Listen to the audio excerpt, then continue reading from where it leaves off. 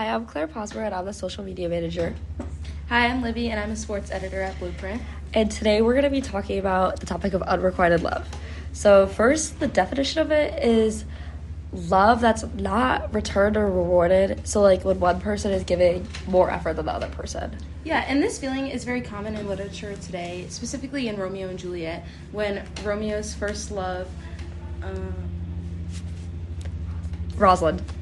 She was not in love with Romeo, but Romeo loved her deeply. Yeah, and there's multiple other examples that we'll get into later in this podcast, but that was a good one to start with. I feel like it's also pretty apparent, like, outside of literature and outside of movies, which isn't really talked about enough, because it's kind of damaging to, like, a person when their love isn't reciprocated. Oh, yeah, for sure. Like, when one gives all their energy to another and receives none in return, they can start to lose themselves with, like, low self-esteem, sadness, exhaustion, and in some cases, depression. Yeah, and usually those are combated with, like, a good support system and sometimes therapy, which is really helpful, but some people never, like, fully recover and sometimes seek, like, that type of relationship over and over again. Like, they fall into this, like, bad habit. I know one time I've been a little guilty of this, actually, when I was younger, like, elementary school. There was, like, this kid, and I had the biggest crush on him, and I would, like, text him all the time, and I think when I was in kindergarten, if I'm remembering correctly, we were making, Valentine's Day, like, stuff, like an activity or something like that, and I drew a heart, and I wrote, like, his name on the back of it, but I didn't sign it, and I gave it back to him, and I got nothing in return, actually, ever, over the whole course of me, like, talking to him. Yeah, when I was in middle school, I had a similar experience. I had this really big crush on this guy, and I was close with one of his friends, so I wrote a letter to this guy with, like, my number on it, and I had one of my close friends put it into his locker, and then he never texted me back, and I was, like, super, super sad about it ever since then. Yeah, let's ask some other people if they know what it is.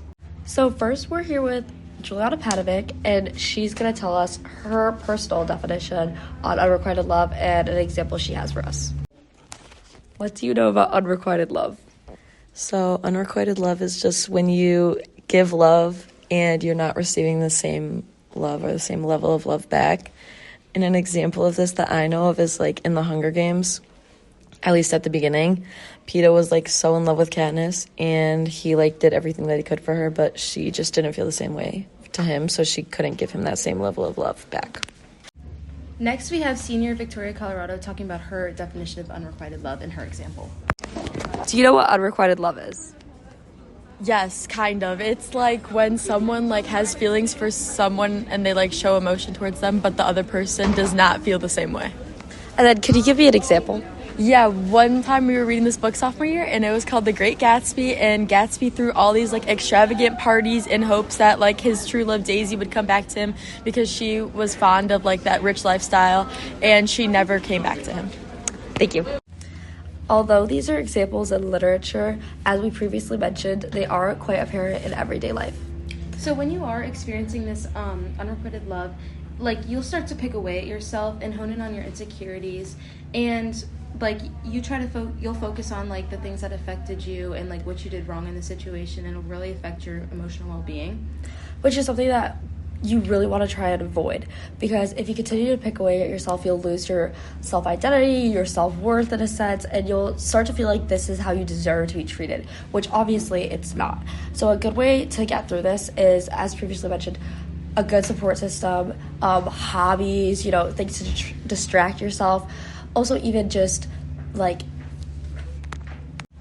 although this might sound a little interesting, finding inspiration in other people's relationships to show you, like, how love is supposed to be and how it is supposed to be reciprocated 100% on both ends. Yeah, so I think that when you are stuck in this situation, it's important to get outside perspective. So if you talk to, like, a counselor or a trusted adult, they can give you their opinion and find ways to help you out with this. And there's always those resources out there to help you in times of need.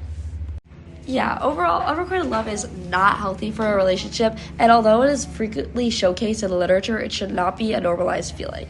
So when dealing with this type of feeling, it is important to acknowledge it as not something you deserve and seek support.